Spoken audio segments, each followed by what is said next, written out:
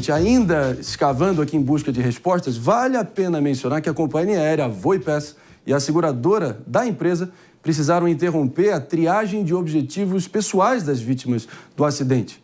A gente vai tentar entender a relevância desse movimento e por que isso aconteceu. Todos os detalhes agora com a nossa Camila Yunes, repórter, que está diretamente do Instituto Médico Legal, apurando todas as últimas informações. O próprio governo de São Paulo providenciou uma hospedagem para ali abrigar todas as famílias enlutadas, não é isso, Camila? Conta pra gente as últimas atualizações. Isso mesmo, Marinho, muito bom dia para você, para toda a bancada do Morning Show e para quem nos acompanha aqui na Jovem Pan.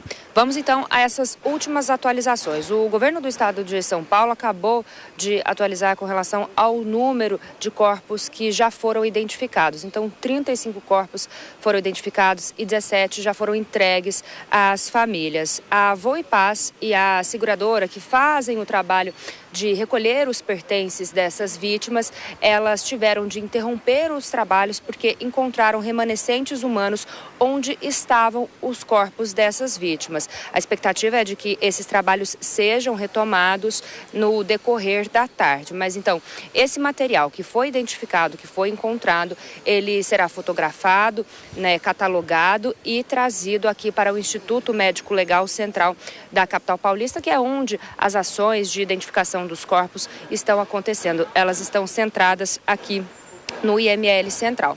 Em paralelo a esse achado, a Polícia Científica também voltou ao local para fazer um procedimento de praxe, que é comum, para fazer que é protocolar, para fazer uma identificação com drone, uma fotografia com drone ali da região. Tudo isso vai acabar levando um pouco mais de tempo para que a aeronave seja totalmente retirada do local. Existia essa estimativa da própria Defesa Civil, de Vinhedo, que essa aeronave fosse retirada na quinta-feira e agora com esses trabalhos a gente deve ser um pouco mais demorado. Essas informações, elas foram confirmadas, apuradas pela nossa produtora Isabela Noleto, que falou com o diretor da Defesa Civil de Vinhedo, Maurício Baroni.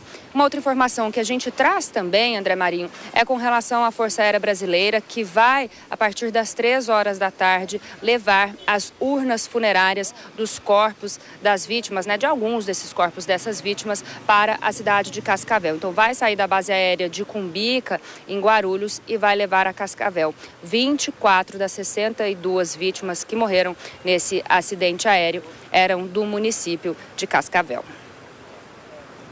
É isso, Camila Yunes, obrigado demais pelas informações. E aí a gente segue aqui adiante com o nosso Morning Show. E eu queria trazer só uma rápida reflexão aqui, Pepe, pelo seguinte. Eu fico, diante de todos esses grandes acidentes, assim, fico me perguntando o trabalho desgraçado que deve ser para todos os médicos legistas, papiloscopistas, peritos, agentes de necrópsia. Imagina a frieza que essas pessoas, que têm que ser dotadas para poder encarar um trabalho tão dantesco, diário como esse, mas que é fundamental para a nossa sociedade. São quase que heróis que vivem aí nas sombras da sociedade. O que você acha? Não, exatamente, Marinho. Quando você pega, por exemplo, que uma das partes da polícia mais mal valorizadas é exatamente a polícia científica, não é? Não são valorizados e são profissionais muito técnicos e muito capacitados. E quando tem um acidente dessa forma, quando eles são chamados a ajudar a reconhecer o corpo, a gente vê o grau de importância desses servidores públicos, não é? Quando você vê, por exemplo, bombeiro, que se dedica a vida a salvar o outro, assim como a polícia, claro, se dedicando, indo de madrugada, você vê realmente que esses servidores precisam sim serem valorizados. Agora, um ponto interessante, Marinho, que eu vejo nessa situação toda, ponto interessante sobre o aspecto institucional, porque tem nada de interessante num acidente como esse, é exatamente o grau de interlocução que os diferentes graus da entidade federativa no Brasil têm. Você vê o Ratinho Júnior, governador do Paraná, preocupado também e evitando esforços para esclarecer a causa do acidente e amparar as vítimas do Paraná. Se vê o Tarcísio Freitas trabalhando junto com o Ratinho Júnior nesse aspecto. Se vê o Ministério da Defesa colocando a FAB à disposição da destinação dos corpos e da UNA para as famílias. Ou seja, é um trabalho que envolve graus diferentes em nível federativo, mostrando claramente que se a gente tivesse esses entes federativos trabalhando em prol da sociedade em outras situações, a gente teria certamente uma sociedade melhor. Estamos de volta para você que está nos escutando aqui, sintonizado na Rede Jovem Pan de Rádio aqui no nosso Morning Show. Felipe Monteiro estava com a palavra aqui, trazendo uma baita de uma reflexão sobre o trabalho que é empreendido por todos os médicos legistas, papiloscopistas, agentes de necrópsia, enfim, todo mundo ali no IML tentando trazer respostas para essas famílias que estão destroçadas. Qualquer palavra que a gente vier a trazer aqui vai estar longe de ser o suficiente para trazer algum conforto, mas acho que é o mínimo que a gente pode fazer, é buscar respostas para prevenir. Prevenir, essa tem que ser a nossa meta maior enquanto sociedade. Mas olha só, antes da gente seguir adiante aqui, ainda sobre o luto, né, Mota? Como é que você está vendo tudo isso?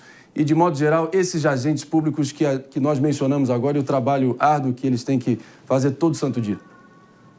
É como você disse, Marinho, o funcionamento da sociedade, o nosso conforto, a nossa segurança depende do trabalho de muita gente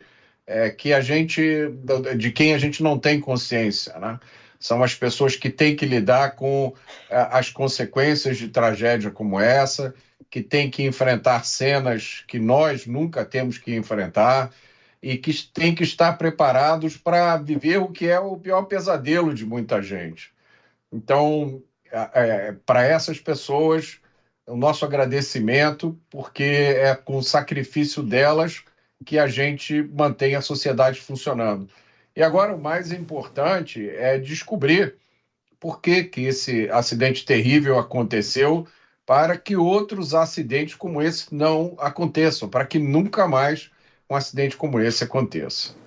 Como muito bem colocou, é o pior pesadelo, e aqui não trata-se de sensacionalismo barato, pelo contrário, eu acho que é o nosso papel aqui trazer respostas na medida do possível e fazer o trabalho investigativo necessário para a gente entender o que aconteceu, para saber onde nós estamos e para onde nós podemos ir, para evitar que o próximo desastre aéreo dessa proporção aconteça. Afinal, né, Diogo?